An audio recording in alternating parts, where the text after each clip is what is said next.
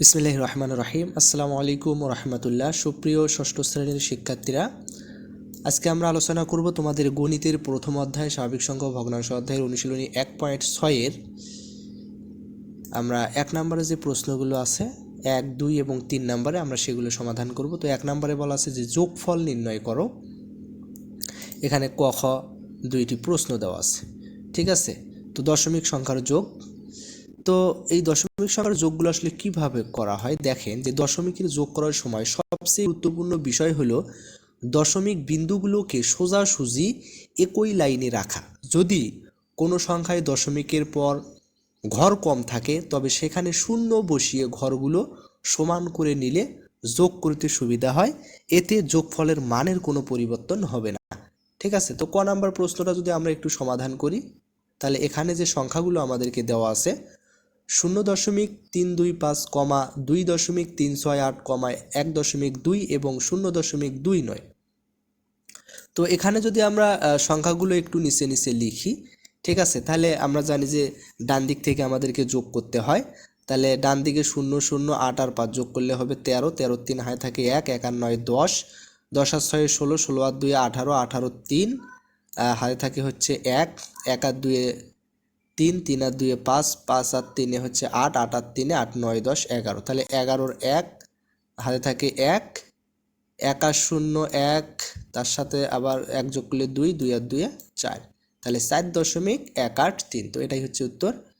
সেমভাবে যে খ নম্বর প্রশ্নটা, তো এখানে 13.001, 23.01, 0.005 এবং 8.0.6। তো আমরা যদি এগুলো দশমিক সংখ্যাগুলো নিচে নিচে রাখি এবং ডান দিক থেকে আমরা যদি যোগ করি সাধারণ যোগের মতো, তো আমরা সাধারণ যোগের মতোই করব। তো যোগ করলে আমরা পাবো হচ্ছে 116.616, ঠিক আছে। তো আশা করি তোমরা অবশ্যই এটা বুঝতে পেরেছ। এখন হচ্ছে আমাদেরকে 2 নম্বরে বলা হচ্ছে যে বিয়োগফল নির্ণয় করো। তাহলে আমাদেরকে এখানে ক খ গ 3টি প্রশ্ন দেওয়া আছে। তো দশমিকের বিয়োগের যে নিয়ম সেটা হচ্ছে দশমিকের যোগের নিয়মের মতোই। দশমিকের বিয়োগ করার সময় সবচেয়ে গুরুত্বপূর্ণ বিষয় হলো দশমিক বিন্দুগুলোকে সোজাসুজি একই লাইনে রাখা, অর্থাৎ নিচে নিচে রাখা। যদি উপরের সংখ্যা দশমিকের পর ঘর কম থাকে তবে সেখানে শূন্য বসিয়ে ঘরগুলিকে সমান করে নিতে হয়, এতে বিয়োগ করতে সুবিধা হয় এবং ভুল হয় না, বা বিয়োগফলের মানের কোনো পরিবর্তন হয় না। তাহলে ক নাম্বার যে প্রশ্নটা সেখানে আমাদেরকে দেওয়া আছে 95.02 থেকে 2.895 বিয়োগ করতে হবে। তো তাহলে এখানে দেখেন 95.02 এর শেষে একটি শূন্য দিয়ে 3 ঘর সমান করে আমরা যদি নেই তাহলে আমরা এটা পাই, ঠিক আছে। তাহলে আমরা এখন হচ্ছে বিয়োগ করব। তাহলে এই শূন্যকে যদি আমরা হচ্ছে 10 চিন্তা করি, তাহলে 10 থেকে 5 বাদ দিলে 5, হাতে থাকে হচ্ছে 1, 1 আর 9 হচ্ছে 10। তাহলে 12 থেকে যদি আমরা 10 বাদ দেই তাহলে 2, হাতে থাকে 1, 1 আর 8 9, 10 থেকে 9 বাদ দিলে 1, হাতে থাকে 1, 1 আর 2 3, 5 থেকে 3 বাদ দিলে 2, আর এখানে হচ্ছে 9, ঠিক আছে। তাহলে 92.125। সেমভাবে খ নাম্বার প্রশ্নটাও আমরা যদি একটু সমাধান করি, 3.15 থেকে 1.675 বিয়োগ করতে হবে। দশমিকের পর সর্বোচ্চ 4টি ঘর আছে, তাই 3.15 এর শেষে 2টি শূন্য বসিয়ে সমান করে নিলাম। তাহলে এটা সমান করে নিলাম। তাহলে দশমিকের যে সাধারণ বিয়োগ, তো সেভাবেই বিয়োগ করব। তাহলে 10 থেকে 8 বাদ দিলে 2, ঠিক আছে, হাতে থাকে হচ্ছে 1, 1 আর 5 6, 10 থেকে 6 বাদ দিলে 4, হাতে থাকে 1, 1 আর সাথে 8, 5 থেকে 8 বাদ দিলে 15 থেকে 8 বাদ দিলে 7, হাতে থাকে 1, 1 আর 6 7, 11 থেকে 7 বাদ দিলে 4, হাতে থাকে 1, 1 আর 1 2, 3 থেকে আমরা যদি 2 বাদ দিই তাহলে হবে 1, ঠিক আছে। তো এটাই হচ্ছে উত্তর। এরপরে যে গ নাম্বার প্রশ্ন, তো এক্ষেত্রে আমাদেরকে 899 একটি পূর্ণ সংখ্যা, একে দশমিক দিয়ে সাজাতে হবে, অর্থাৎ 899 পরে আমরা 3টা শূন্য লিখব, কেননা আমাদের 23.987 3টি ঘরের সাথে মিলে যায়। তাহলে আমরা হচ্ছে দশমিকের পর নিলাম।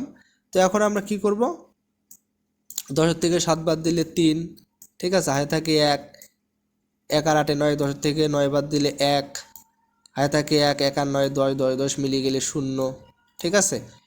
এরপর হচ্ছে আমরা কি করব,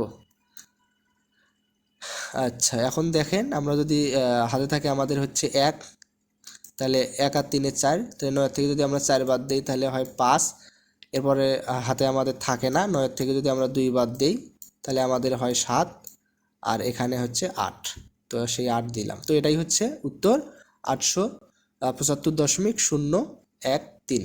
তো এটাই হচ্ছে আমাদের উত্তর। এরপরে 3 নম্বরে বলা আছে যে গুণফল নির্ণয় করো। তো দশমিকের গুণ কিভাবে করতে হয় আমরা একটু দেখব। এখানে ক খ গ ঘ আমাদেরকে 4টা প্রশ্ন দেওয়া আছে। তো এই বিষয়গুলো আমরা একটু লক্ষ্য করি। এখানে কি বলা আছে যে প্রথমে দশমিক বিন্দুর কথা ভুলে গিয়ে সংখ্যাগুলোকে সাধারণ সংখ্যার মতো আমরা গুণ করব, মনে করব যে দশমিক বিন্দু নাই। এরপরে কি গুণ করার পর গুণ্য এবং গুণক উভয় সংখ্যায় দশমিকের পরে মোট কয়টি ঘর আছে তা গুণে দেখব। এরপর গুণফলের একদম ডান দিক থেকে ঠিক তত ঘর বামে দশমিক বিন্দু বসিয়ে দিলে আমাদের উত্তর হয়ে যাবে। যেমন এখানে 0.218 তো এখানে আমরা কি করব, দশমিক ছাড়া সংখ্যাটি হবে 218, একে 3 দিয়ে যদি আমরা গুণ করি তাহলে আমাদের হবে হচ্ছে 654। এখন দশমিকের পর ঘর সংখ্যা হচ্ছে 3টা, অর্থাৎ দশমিকের পর 218 3টা ঘর আছে, এবং আমাদের আর একটা যে সংখ্যা অর্থাৎ গুণ্য এবং গুণক, গুণকে আমাদের দশমিকের পর একটা অঙ্ক আছে, দশমিকের পরে কোনো অঙ্ক নাই, ঠিক আছে, এটা যেহেতু পূর্ণ সংখ্যা অর্থাৎ 0টি। তার মানে আমরা দেখতে পাচ্ছি মোটে দশমিকের পর 3টা ঘর আছে। সুতরাং আমাদের যে গুণফল 654 এর ডান দিক থেকে 3 ঘর আগে দশমিক বিন্দু বসালে হয় 0.654, এটাই হচ্ছে উত্তর।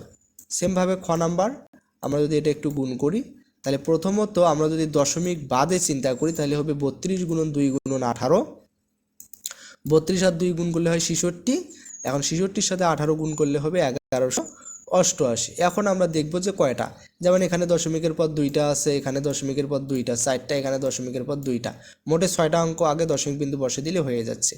তাহলে এখানে দেখেন মোটে 6টা আছে, দশমিকের পর 6টা অঙ্ক, তাহলে আমাদের গুণফল 1188-তে মাত্র 4টি আছে, তাই 6 ঘর বানাতে বাম পাশে 2টি শূন্য বসাতে হবে, ঠিক আছে। তাহলে এখানে আমাদের একটা শূন্য বেশি হয়ে গেছে, তো আমরা একটা শূন্য বাদ দেব। তো এটাই হচ্ছে আমাদের উত্তর 0.001188। এরপরে যে গ নাম্বার প্রশ্নটা আছে, তো এখানে দেখেন 0.0754 গুণন 1000। তো এই ধরনের প্রশ্নগুলো 10, 100, 1000 দিয়ে গুণ করলে দশমিক বিন্দু যতগুলো শূন্য আছে ঠিক তত ঘর ডান পাশে সরে যায়। তো এখানে 1000-এ 3টি শূন্য আছে, তাই দশমিক বিন্দু 3 ঘর ডানে সরাবো, ঠিক আছে। তো 0.0754 এর দশমিক 3 ঘর ডানে সরালে আমরা পাবো হচ্ছে 75.4, ঠিক আছে। অর্থাৎ এখানে আমাদের হয় 0.75 তো যেহেতু 75-এর সামনে শূন্য থাকে তো সেক্ষেত্রে শূন্যের কোনো আমরা সামনে শূন্য থাকলে তার কোনো মান প্রকাশ পায় না, এই কারণে আমরা হচ্ছে 75.4 লিখব, ঠিক আছে। এরপরে যে ঘ নাম্বার প্রশ্নটা আছে, এখানে দেখেন 0.05 গুণন 0.007 গুণন 0.0003। তো প্রথমত এদিকে পূর্ণ সংখ্যা যদি মনে গুণ করি তাহলে আমরা পাবো 5 সাথে 35, তার সাথে যদি 3 গুণ করি তাহলে হবে 105। তাহলে এখানে দশমিকের পর 2টা অঙ্ক আছে, এখানে 3টা, 2টা 3টা 5টা, আর এখানে হচ্ছে দশমিকের পরে 4টা, তাহলে 5টা আর 4টা 9টা। তো 9টা ঘর আগে আমাদের দশমিক বিন্দু বসাই দিতে হবে গুণফলের। তো দেখেন এখানে 9 ঘর। তো আমরা কি করব, আমাদের গুণফলে 105-এর 3টি আছে, তাই 9 ঘর করতে বাম পাশে আরও 6টি শূন্য আমাদেরকে বসাতে হবে। তাহলে দেখেন এখানে আমরা 6টা শূন্য বসাইছি, তাহলে মোটে 9 ঘর হয়ে গেল। তো 9 ঘর আগে আমরা দশমিক বিন্দু বসে দিলে আমাদের এটা হবে 6টা শূন্য 105, এটাই হচ্ছে উত্তর। তো আশা করি তোমরা অবশ্যই প্রশ্নগুলো বুঝতে পেরেছো, কোথাও সমস্যা হলে অবশ্যই কমেন্টে জানাইতে পারো। তো সবাইকে ধন্যবাদ।